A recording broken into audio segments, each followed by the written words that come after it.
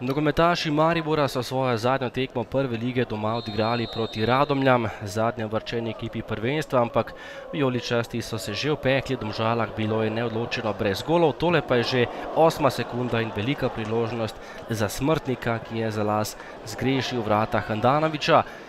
3. minuta, tudi prva akcija za vijoličaste, do žoge je prišel Dare Vršič, streljal, a na pravem mestu je bila tokrat obramba Radomelj, žoga je bila na koncu izbita zgolj v kot za ekipo Maribora.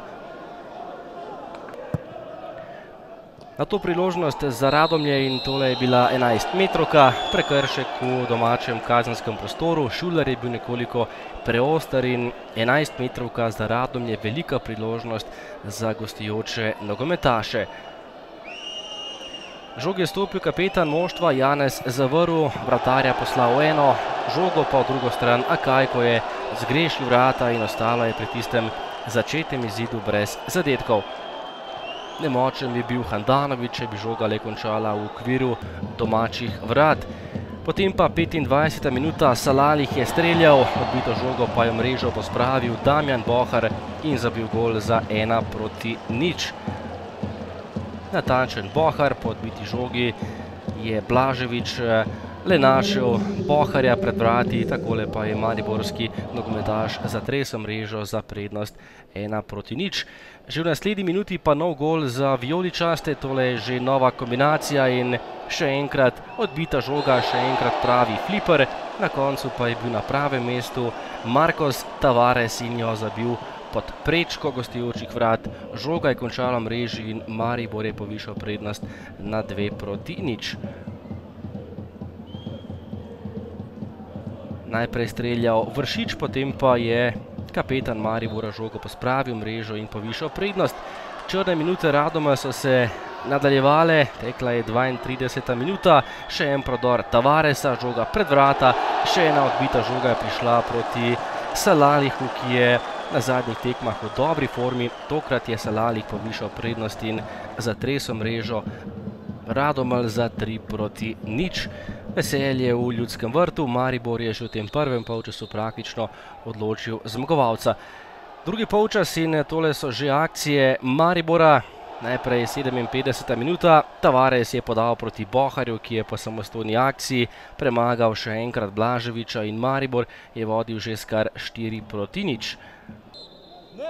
Naslednja akcija za Radomlje, predložek pred vrata in lep zaključek je bil to, po podaji Balkovca je najvišje skočil Zavrl in zatresel mrežo za 4:1, vsaj častni gol Radomeljčane drugega, s tem se je tudi delno odkupil Zavrl za zgrešeno 11-metrovko v prvem polčasu. Do konca dvoboja še nekaj lepih akcij, najprej je mimo gola streljal vrhunec, oziroma je tole bila obramba vratarja Handanovića, potem vratnica Agima Ibrahimija, ki je vstopil v tem drugem polčasu, in potem še enkrat Radomlje. Luka Gajić je prišel do lepe priložnosti, takole je streljal Luka Gajić, ampak Handanović je svojo mrežo ohranil tokrat nedotaknjeno z izjemno obrambo. Do konca še ena akcija, priložnost za Luko Zahovića, ki je bil sam pred vrati, streljal previsoko in Zahović bo tale jesenski del končal pri 9 zadetkih, najboljši strelec jeseni pa je tokrat Tavares, ki je danes zabil še en gol svojega 10. v letošnji prvi ligi. Na koncu Maribor Radomlje visokih 4:1.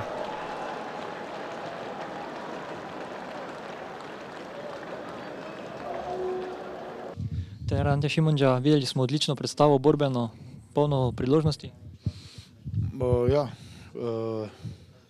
tekma je bila dokaj dinamična, ne glede na to, da je bil že 20. krog prvenstva, za nas 34. tekma, pomeni, da smo imeli dovolj energije, dovolj znanja, dovolj kvalitete, da smo, bom rekel, ob slabšem odprtju tekme prišli do tega, kar smo želeli, da smo zadeli 4-krat, lahko bi še večkrat, ampak enostavno zaslužene 3 točke. Trener Dejan Đuranović, odličen začetek, kjer bi lahko povedali celo z 2:0, na to pa vse v razmaku 7 minut prejeli 3 zadetke. Ja, to je Maribor. Nekako vedno, ko smo prišli v Maribor, smo vedeli, da ti Maribor nekako da prostora oziroma da lahko igramo, če si upamo, in v štartu smo že dobro začeli in dejansko imeli priložnost za zadetek in če bi tam seveda zadeli, bi Mariboru seveda otežili bolj zadeve, ampak seveda, če ne izkoristiš take priložnosti v Mariboru proti Mariboru, si seveda hitro kaznovan in Maribor to kvaliteto ima in je hitro v 10 minutah nekako razrešil tekmo, zadev 3-krat in potem seveda lažje do konca nadzoroval potek dogajanj.